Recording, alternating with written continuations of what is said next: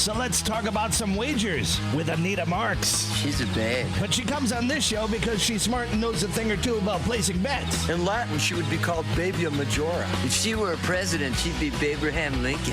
Let's find out where the smart money's going this week with Anita Marks.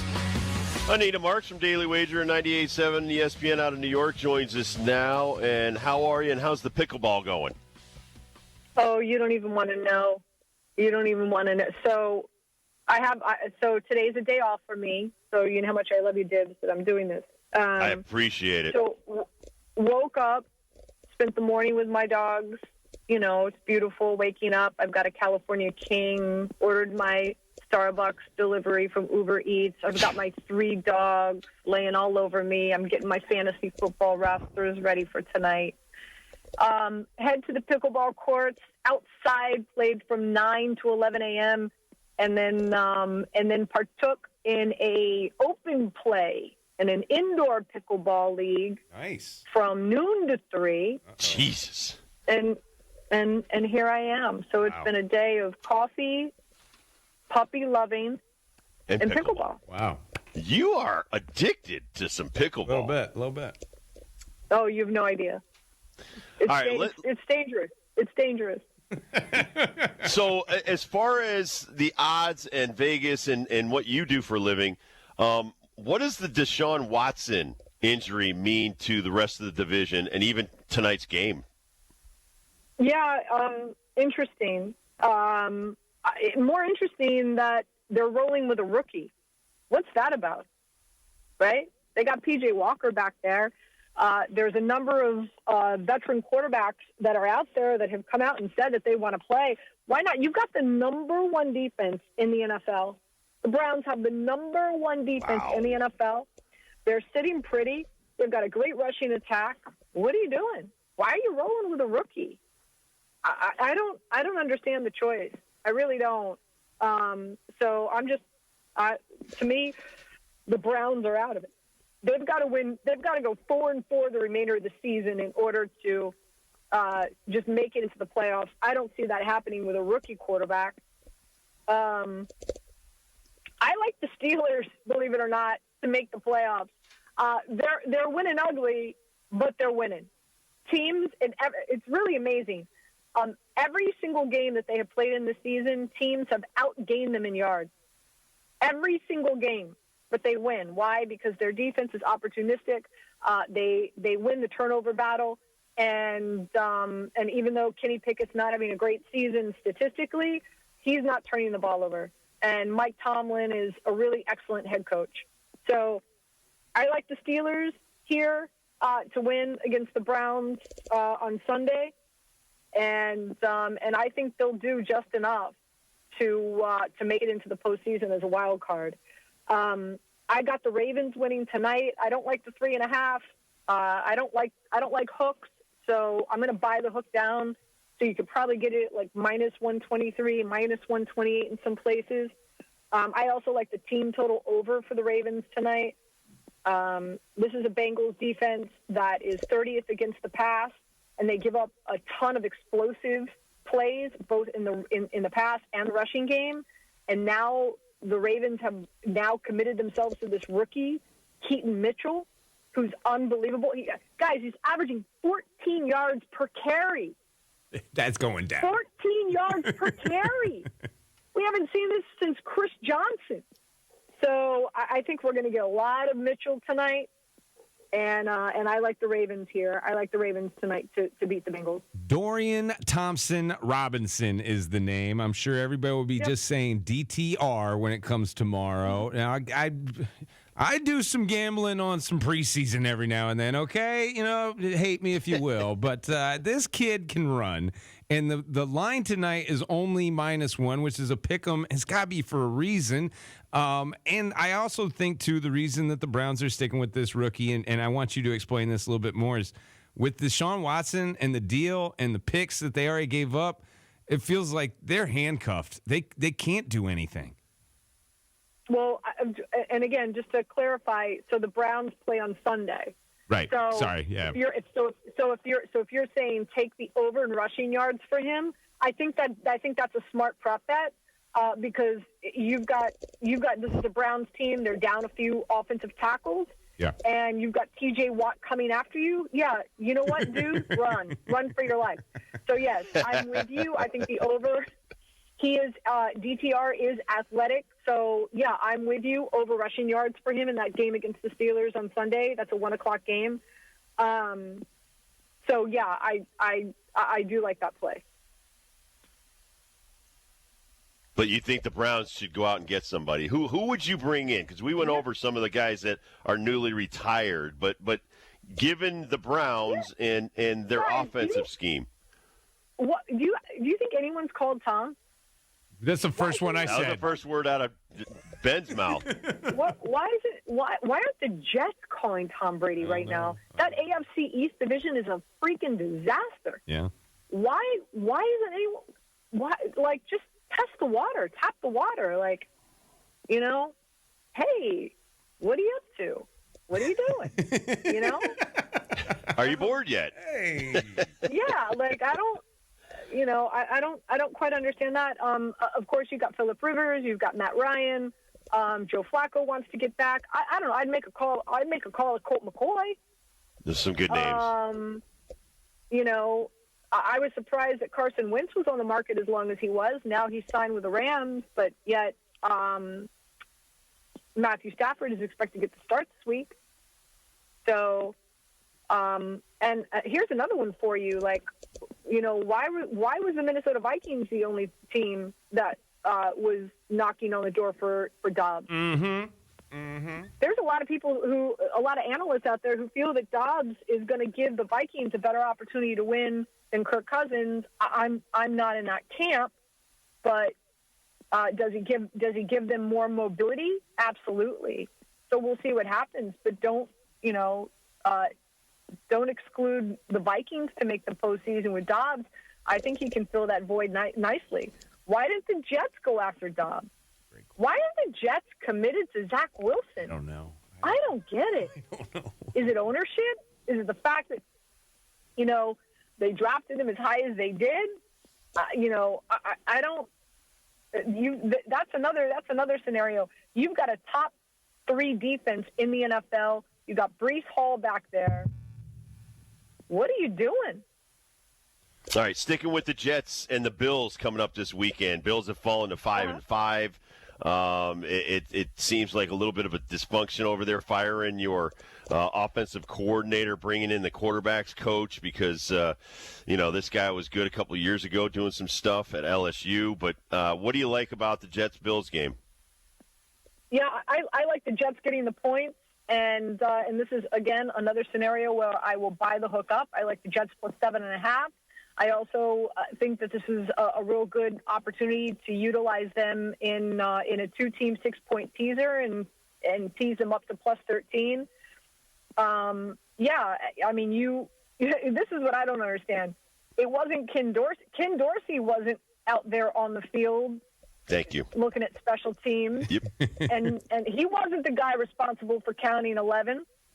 Why you fire him? Here's another one for you. The Bills lead in a number of offensive categories statistically. The reason the Bills are losing football games is because Josh Allen leads the NFL in turnovers. How is that Ken Dorsey's fault? Here's another one for you. Josh Allen has more interceptions than Mac Jones, but we're so fast to say Mac Jones sucks and doesn't deserve to be in the NFL. Why are we saying that when Josh Allen leads the league in interceptions and is working with more than what Mac Jones is working with, has a better offensive line than what Mac Jones has and he's working with? Why does Josh Allen get a pass? And here we are, we're firing Ken Dorsey and we're telling Mac Jones that he's not worth anything. That's another thing I don't understand. So I like the Jets in this situation. The Buffalo Bills defense has not been outstanding. They've let a lot of other mediocre quarterbacks have success, so why not let another mediocre quarterback in Zach Wilson have success? It's the truth. Yeah. And I think the Jets defense is going to give the Bills some problems. firing Ken Dorsey on a short work week, no bueno. I mean, let's be honest. Usually when you fire somebody, you fire somebody during a bye week. So now you've got at least 2 weeks for that change to happen. Now this is like you're firing somebody on a short work week. That's wild to me. So I think the Bills are behind the 8 ball here. I like the Jets. Give me the Jets plus 7.5. And like I said, I think utilizing them in a 2-team 6-point teaser I think could be good. Also, weather conditions are not supposed to be good. So I like the under here, by the way. I like the under in this matchup. I have to get your take on this game, and I know it's a little bit further than everything else, but this is the game so far, I would say, in the NFL season. Monday Night Football is going to have the Eagles at Kansas City. Right now, the line sits at -2.5. The one I'm looking at, Kansas City, is favored. That's a 45.5 over and under. What say you, dear? What do you think about Eagles Chiefs? Yeah, I don't have a true conviction on a side here. Again, the Eagles are getting 2.5 right now. I think this will be a close game. So if you want to tease the Eagles up to plus 8.5, I'm not going to be mad at you. I think that would be a good play. I think the big play here is the under. Again, this week, keep an eye on weather conditions. Saturday and Sunday is not supposed to be nice in a variety of areas in our country. And Monday night, Kansas City is not supposed to be nice. Possible snow, wind gusts up to 25 miles an hour. Nice. And so this is a game that I think the Philadelphia Eagles are going to run the ball more than they pass. And even though as great as the Kansas City Chiefs defense has been, they can be had in the rushing attack. So I think the Eagles are going to find success running the football against Kansas City. And this might surprise you, but the Kansas City Chiefs, number 1 team in the NFL in dropsies. They have 24 drops this season. And so now you're adding those weather conditions to a team that doesn't catch the ball well. So I think there's going to be a lot of 3 and outs, especially with that Eagles defensive front 7. And let's not forget, guys, the Eagles feel that they were bamboozled Super Bowl with that NFL field that they were not aware was as nasty as it was. But somehow the Kansas City Chiefs had the right cleat to utilize in that game, but the Eagles did not. This is payback. Vengeance. Thy name is Eagle. So I think this Eagles front 7 is going to pin their ears back. I think they're coming after. I think this is the revenge game.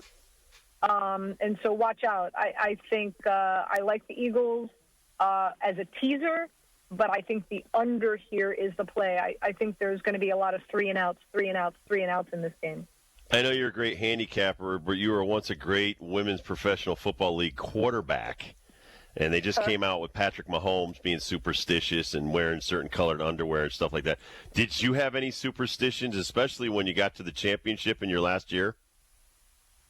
It's interesting, which, by the way, I think you left the best part out, the fact that he doesn't wash his underwear that often. That's the worst. Disgusting. That's the worst part. No, I didn't want to say that because I had teammates that did crap like that. I'm not a fan of that. Crap like that. That's pretty freaking disgusting. It's gross. Yeah. You can guarantee that I washed everything that I wore when I practiced and played. I believe it. Yeah. But so I always wanted to make sure that I got to the field with ample time.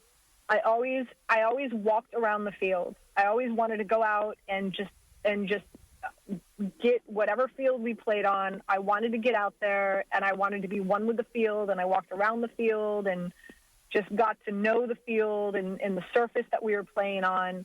And then also I had very, very long hair, so I would get my hair plaited, because if not, my hair would stick out of my helmet, and hair out of your helmet is free game.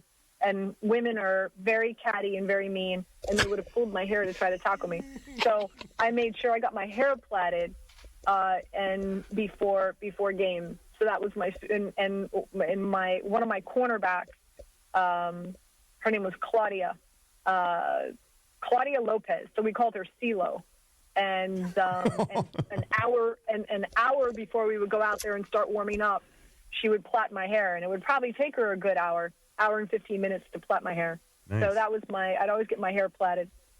All right, give our Giants fans something. It's just something. I don't know what it is, but just something that they could maybe bet on or just something. Because the Giants last 5 weeks, all season, it's just been atrocious to watch. As a football fan, I don't even like the Giants. It's just the game it's like a watch you want to throw up. Give them something. What's something that the Giants fan could watch this weekend and maybe bet on or be happy about? All right, first things first. You're talking about a quarterback who's now quarterbacking for the Giants, who still lives at home with mommy. Tommy DeVito! Come on. Getting home cooking. Yeah. And makes his bed.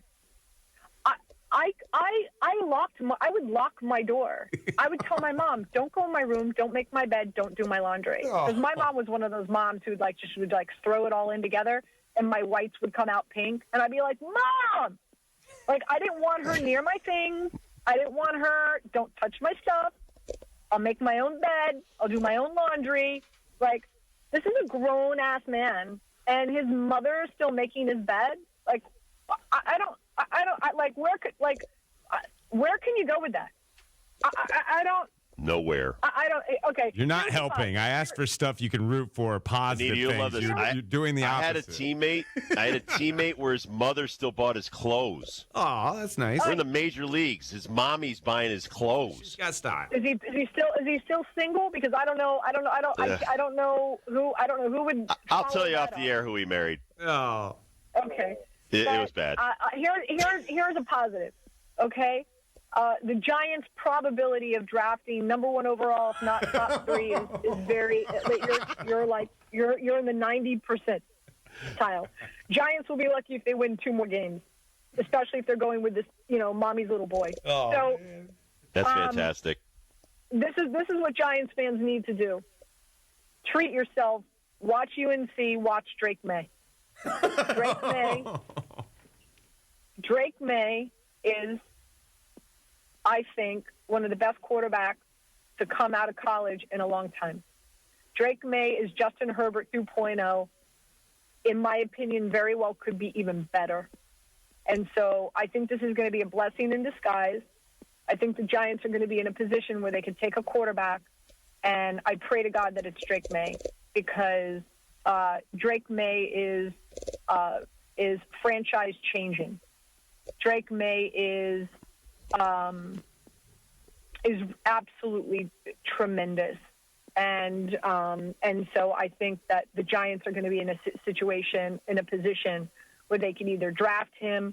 Hopefully, he falls to them because some other team falls in love with Caleb Williams, or can trade up for him. Regardless, that's who you want. And if you haven't watched UNC and you haven't watched Drake May play yet, treat yourself. Make sure you do that this weekend.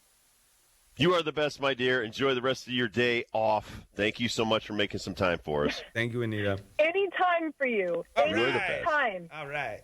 All right, guys. Back at you. Wait. So really quick, some prop bets tonight. So again, Please. I like the Ravens -3, buy the hook down. I like the Ravens team total over. Mark Andrews, all the overs. Over receptions, over receiving yards, anytime touchdown. Lamar Jackson over, I want to say it's at 5.5 or 6.5 carries. And love me some Keaton Mitchell. Keaton Mitchell over rushing yards, over his longest rushing yard at any time touchdown. I think it's going to be the Keaton Mitchell show. Can't wait to see him tonight. Dude's a beast. I wrote him down. Excellent. You are the best. Thank you, Anita. All right, guys. Enjoy. All right, Queen of the Pickleball. We'll talk to you soon. Nice. Bye.